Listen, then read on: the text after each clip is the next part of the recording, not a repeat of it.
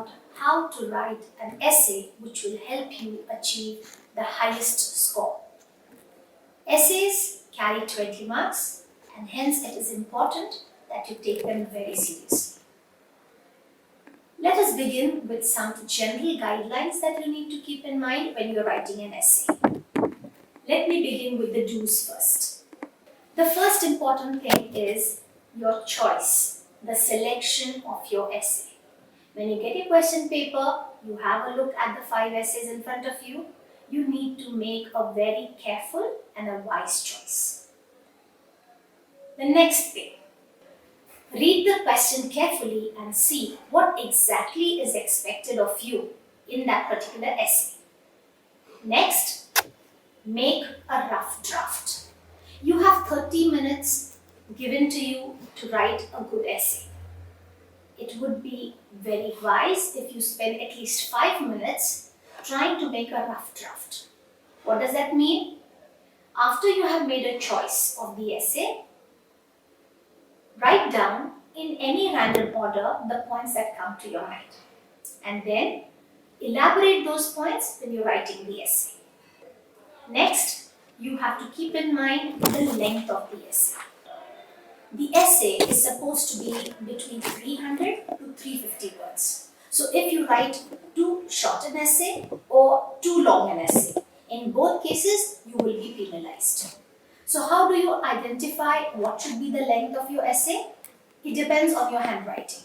If you write letters that are large, if you write about 8 words in one line, then it means you need to write at least 35 to 40 lines in your answer booklet. So that is how you know that you have written according to the prescribed word limit. When you're writing your essay, ensure it is age appropriate. Do not go beyond the age unless it is clearly asked for or clearly said. When you're writing your essay, write in short sentences so that you do not make too many mistakes. The longer the sentence, the more the probability of you making a mistake. Use the vocabulary that is appropriate for your essay.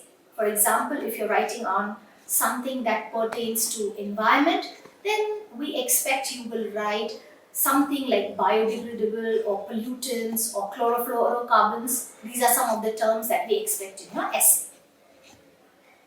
The language that you use in your essay is of utmost importance.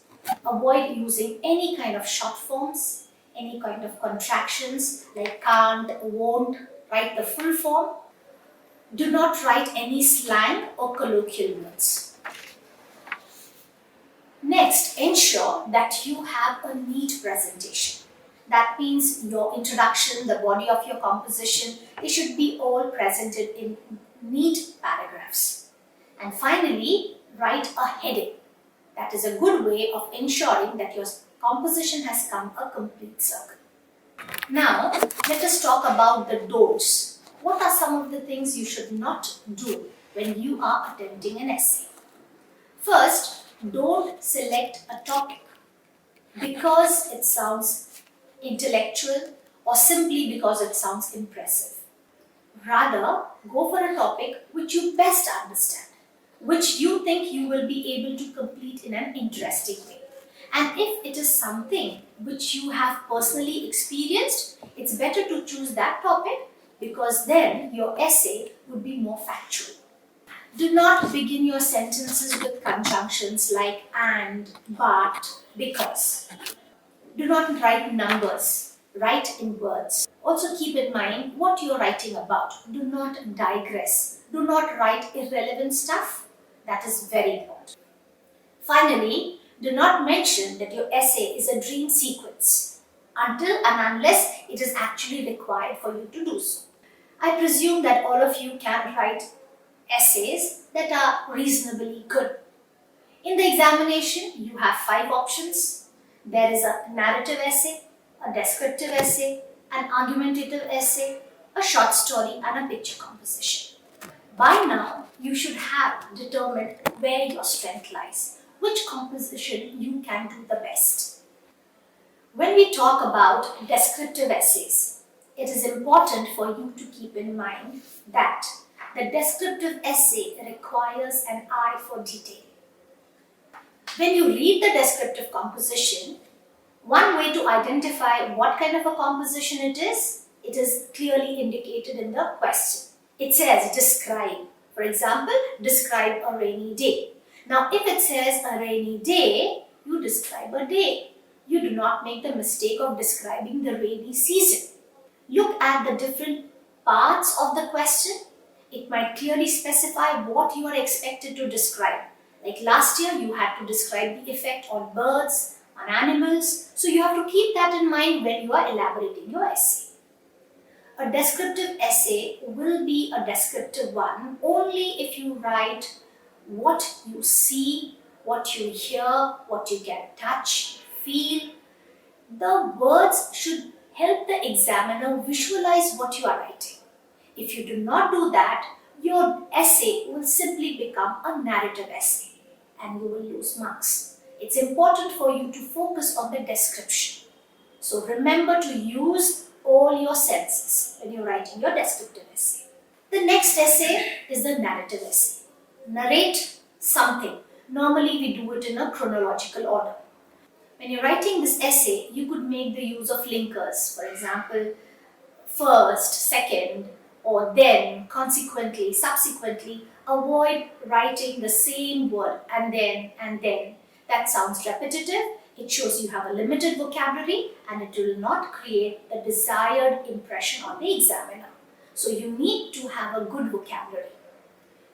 Also, when you begin your essay, you can try to begin giving an interesting detail. You can begin using an interesting dialogue, creating some kind of suspense, or any other way that you think will attract the attention of the examiner.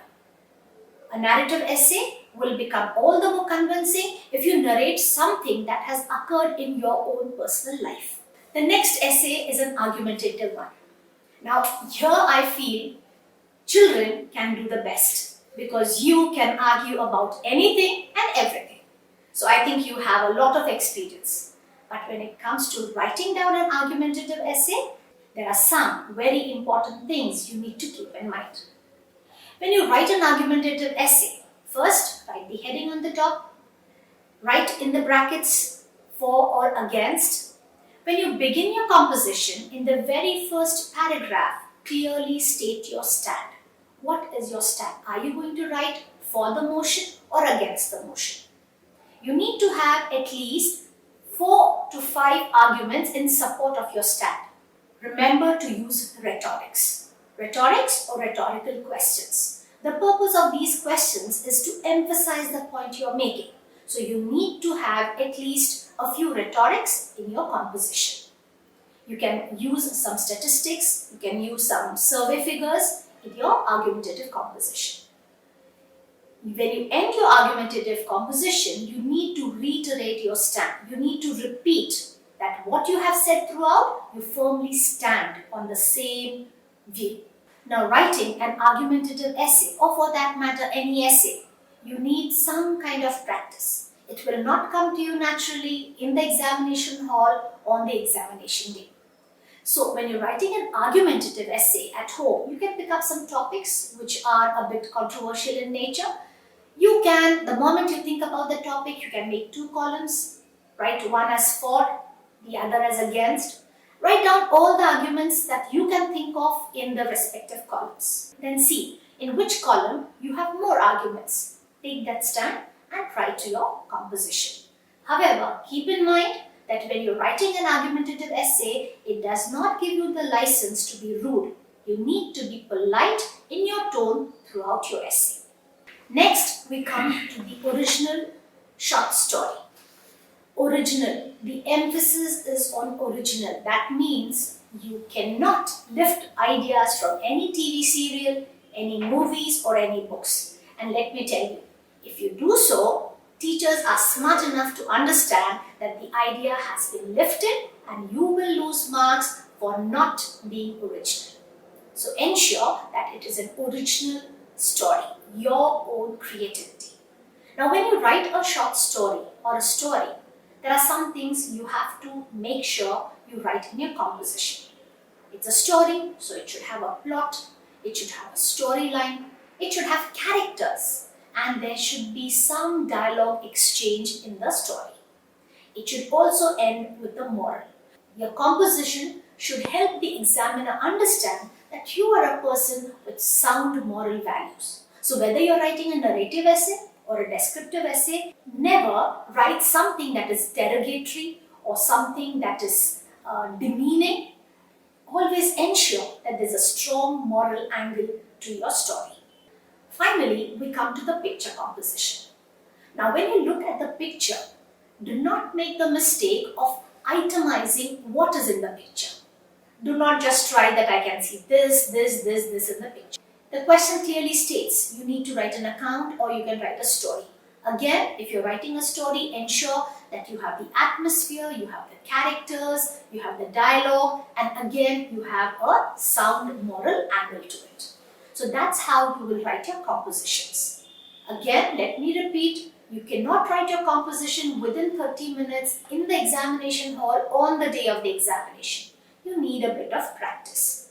Also, you need to hone your creative writing skills by cultivating good reading habits. So, read, improve your vocabulary, consciously assimilate new words and try to use them in your composition. However, again a word of caution, do not use words merely to impress your examiner. If you are not sure of the meaning or its usage, it's best to avoid. Write in simple sentences, be creative, be original, write interesting compositions, and you might end up getting a 20 out of 20. All the best.